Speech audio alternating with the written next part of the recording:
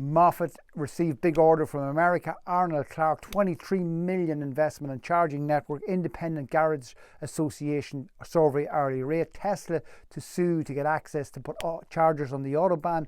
MB charge for subscription for performance upgrade. GM open source software. Lithium prices on the way down. Volvo EX90 order book is full.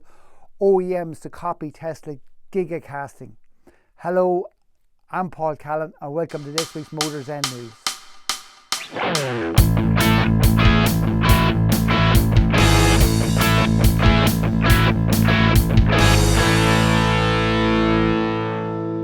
Moffett Engineering in Dundalk, which was sold by the Moffett family in the 90s. It's owned by Hiab Cargo Tech. It's after receiving a 13.3 million order from one of its American customers. It's a building supply company and it's going to use the Moffett Engineering product to deliver building materials all over the United States. There's a new concept that's been introduced to these forklifts, which we've seen a similar type of concept been introduced by Ford on the vans. It's this idea that the manufacturer is connected to the vehicle all the time and it's taking real-time data from the vehicle. And in this case here, this is going to allow Moffett to analyse the data coming off the forklifts to look at they're going to utilisation, operation and conditions, and they're going to be able to use this data to optimise performance, improve safety and reduce downtime. Now this is a package that's included on these forklifts for 2 years, and there's obviously then going to be a charge to the customer after that point if they want to remain on board with this system. But again, an example of the manufacturer having this relationship and this connection with the product long after they've sold it to the customer. And again, making the definition, Combi Lift and Monaghan, which is the Moffett family, which are 25 years in operation, because I think they sold the Dundalk operation, Moffett Engineering, in 96, and I think started Combi Lift and Monaghan in 1998. They are going from strength to strength. In 2023, they're going to launch multiple products, new products to the market.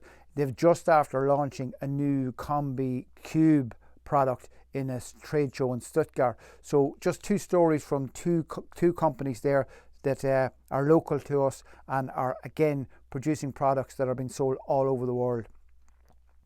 Arnold Clark, which is a massive motor group in the UK, they're going to invest in charging. So they're going to roll out a 23 million rapid charge network across their dealership facilities in the UK. 80 dealerships are going to get 150 kilowatt charge units. They reckon they're going to go out 560 charge points in 80 of their dealerships. They're going to be available across the UK 24/7. You're going to book them via an app. That app is then going to open a barrier if it's after hours, based on it's going to pick up your reg as you drive in. Interesting thing that they're after discovering, and they're doing this to help them to sell more electric vehicles. They've discovered that the big issue now with the consumer is not range anxiety, it's charger anxiety. So it seems to be that people that are selling the vehicles and actively developing the relationship with the customer are picking up that the anxiety issue, the range anxiety is going away, which stands to reason because the mileages now are going out to being very usable and very achievable for what customers want. So the issue now is coming in and around to do with the charging. So they're putting kind of their money where their mouth is by developing charging facilities. But I suppose it's interesting when you think about it that a dealership is selling the vehicle to the customer now, but effectively it's also selling the fuel for the vehicle, in that vehicle may well come back to the dealership to be charged up. So an interesting relationship there. Another thing is they're spending 10 million on solar, and they reckon that 30% of the charge capacity will come from solar, and they reckon that if they can achieve that, they'll achieve 6p per kilowatt hour. So again, a very competitive price in the terms of the renewable electricity that they're going to offer. Independent Garage Association in the UK, IJE, surveyed 279 member garages about what is their hourly charge rate, and massive discrepancies across the UK. The price in and around the M25 in London is about £105 an hour. Lowest price was coming in at Huddersfield at £47 an hour. Average was coming in at £76 an hour. And the average from 2020 was £47 an hour. So some interesting information there coming back in. And what's probably of more interest to us on the island of Ireland was that Belfast was coming in at £60 an hour. But again, a fairly significant increase, 47 to 76 being the average from 20 to 2023. But the massive difference, £105 an hour down in London to £47 an hour up in the north of England. It would be interesting if we could manage to do a similar survey here, but it would be very difficult to get all that information together because we don't have any organisations grouping all the dealerships or workshops together. Tesla is suing. In Germany, it's one company owns almost all of the rest stops and fuel points on the Autobahn. And that one company has the right to say who they are letting in to their facilities to install charge points, and they aren't letting in Tesla, and Tesla's going to do something about this. Tesla are going to is suing to break the monopoly, and probably stands to reason that these type of monopoly situations under European law aren't allowed, and Tesla reckons that they're going to go to court on this and going to win. But an interesting one, the way this German company's kind of trying to block Tesla from accessing. You know, for a company that's been putting out we've seen Tesla charge units go out there way before we even seen any popularity in electric vehicles. Here in Ireland, we've seen them in various service stations. They've been there for years now, but not on Autobahn in Germany. Well, Tesla's going to try and do something about it. Mercedes-Benz are charging for performance on their electric vehicle range. This is again this idea of the manufacturer linking the vehicle, connecting to the vehicle, getting monthly payments from the vehicle or yearly payments from the vehicles. What they're saying or what they're suggesting is that they can give up on their electric range, they can offer up to 80 brake horsepower more, take 1 second off your 0 to 60, but you can pay for it weekly, monthly, yearly, or you can pay it for a lifetime. Now, we believe this has already been introduced in Europe, but the numbers we've got on this is for America, and they're saying that a monthly fee would be something around 60 to 90 depending on the model, lifetime running between 2,000 and 3,000 euros. So interesting to say, like, yeah, you normally on an internal combustion engine, you could say if you want a higher power vehicle, which will give you 80 brake horsepower more, not at 1 second quicker, 0 to 60. When you're ordering the car, it might be on the options list and you'd say, yeah, it's £3,000 more, yeah, we'll go for that. Well, in this case here, you could have it on the car for a month and then not pay the subscription, not have it on the car, or for a year, or just simply pay for it as an upgrade. But bringing variations into performance packages and how you purchase them and how you use them. GM is offering an open source software product to any manufacturer, any builder of vehicles, any operating system, any vehicle. UProCall is the name of the system. There's no patents, no trademarks on it. Right now what they're saying is that with individual manufacturers developing individual softwares, is each automaker will require individual codes and access to get to their system.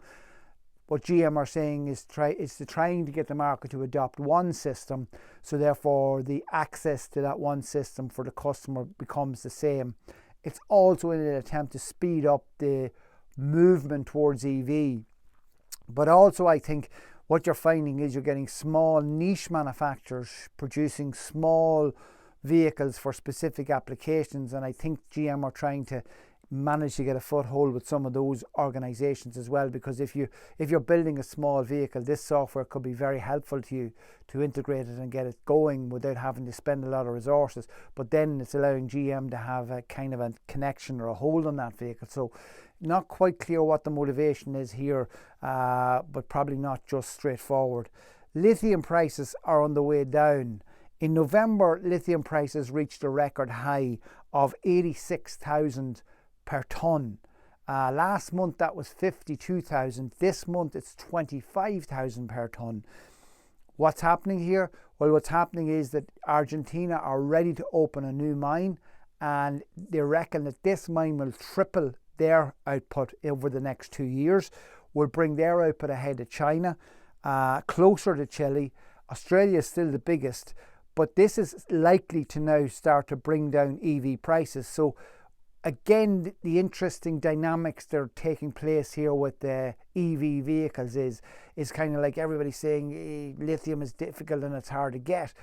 But as the market demands it, various different countries start to realise they've got capacity. They're starting to get that capacity moving. So therefore the price and availability is starting to come down. So therefore the price and availability of electric vehicles will thereby start to come down. So all these interesting dynamics at play. Volvo had launched their new EX90. It's their large SUV, kind of like the XC90 there, but the XC90 is going to continue in its current form and run in conjunction with the EX90, but the XC90 is going to be purely ICE engine. This is the EX90 is the new EV product range, but they're closing the order books because they've exceeded the production demands for that. Rather than taking deposits and keeping customers on a long lead time, they decided to close down and wait until they get further production availability. The vehicle is going to be manufactured in South Carolina or in China. And again, Volvo being one of those manufacturers said they're going to be only EV by 2030. They reckon they're going to have 6 new vehicles introduced between now and 2026. And they're saying not all SUV. They're not giving up on saloon and estate, so that's an interesting one. But again, the idea that Volvo were going to go all EV when they launched this 2 or 3 years ago seemed fanciful and seemed like a bad strategy on their part. Well, it doesn't look like that now. It looks like the tide is turning and EV is starting to take off. Other car manufacturing just trying to start to copy Tesla in a concept that they introduced on the Model 3 and the Model Y. Gigacastings is what they call this concept. Geely, Volvo, XPeng, Toyota, GM are all starting to look at this concept. And as opposed to making pressings and then spot welding those pressings, Tesla started to develop large castings that made up for all these pressings and weldings. What they figured out is that they can reduce, on a front section, they can reduce 140 stampings and 800 spot welds.